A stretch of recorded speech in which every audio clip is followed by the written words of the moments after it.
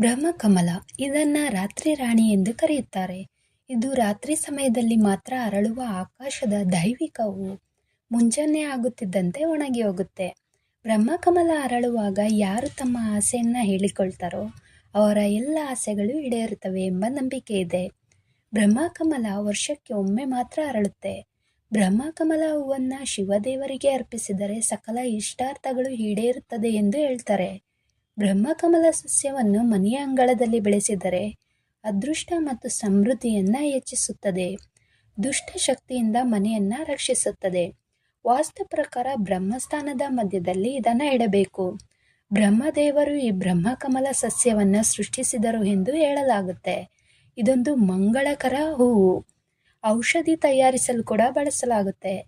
ಬ್ರಹ್ಮದೇವರು ವಿಷ್ಣುವಿನ ಹೊಕ್ಕಳದಿಂದ ಹೊರಹೊಮ್ಮುವ ಕಮಲದಿಂದ ಜನಿಸಿದರು. ಸೃಷ್ಟಿಯ ದೇವನಾದ ಬ್ರಹ್ಮನು ಧ್ಯಾನ ಮಾಡುವಾಗ ಈ ಹೂವಿನ ಮೇಲೆ ಕುಳಿತು ಧ್ಯಾನ ಮಾಡುತ್ತಿದ್ದರು ಎಂಬ ನಂಬಿಕೆ ಇದೆ.